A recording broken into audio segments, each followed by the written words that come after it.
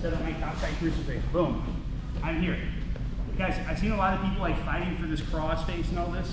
It's really not necessary here. I'm not that concerned with the cross face because even if my partner looks into me, they're not going anywhere, okay? I have such a good pin on their arm. I want all my efforts, both my arms, my chest, focused on the prize. And the prize is this arm. Are there chokes here? Yes. They're a little bit harder to access, but they're there. But for me, it's so easy to sub the arm that I usually just focus for that. Right, so we showed the Americana. We showed the arm lock. Now what if they turn their arm down, right? Obvious third option. Here's what I'm gonna do. I'm gonna switch. So instead my bottom arm comes under, my back arm grabs the wrist. I make this same grip I made a second ago. It's the same Americana grip. Okay, the difference is the direction of his shoulder is towards the ground. Right, towards his feet. This is the Kamora grip, right? And we'll do a little bit different setups to make sure we finish this. Guys, the biggest issue with the Kamora is that they grab their own belt or their own gi, right? And then you just start, go ahead and grab like the pants or something, right? Like whatever. They just start to like make this difficult to manipulate. So before we get here, try to not let that happen. So look, if I'm up here, don't let him come all the way down and grab the gi. Keep the arm up here. Even if they turn the arm down, look, I don't let him grab anything. I make my grips and I keep his hand far away. If he does, we're gonna have to break it later, that's okay, but preferably just don't deal with that. Just keep the arm way out here. Now guys, depending on how flexible your partner's shoulders are, you might be able to do the same thing I already taught. You might be able to just rev this and turn and find your shoulder lock. That will work for some people. For some people it won't.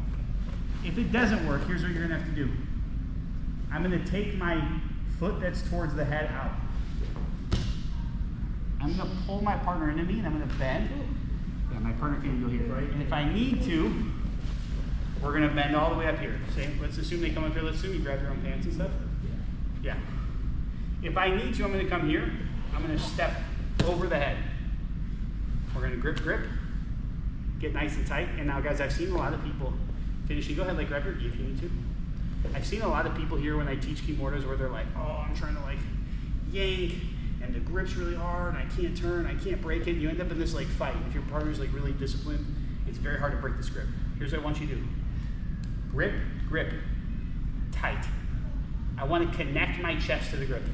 Chest connects to the elbow. I'm gonna lean over, I'm gonna pinch my knees. I'm not lifting my chest away and then pulling.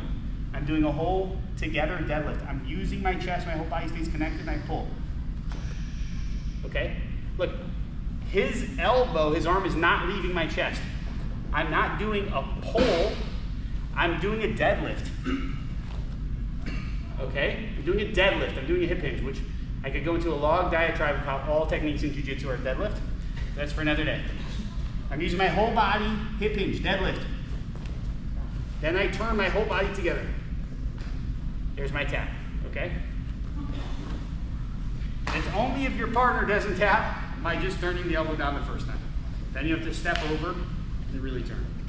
But usually, with this setup, because their arm is so far exposed, because I have so much control of this shoulder pinning, they get less leverage here, and you can find the tap easier than your traditional Kamoras, okay? Questions? Do you need to see it? Guys, give that sharp just a little bit, just 1 or 2 times, and let us roll, okay? Ready? Oh.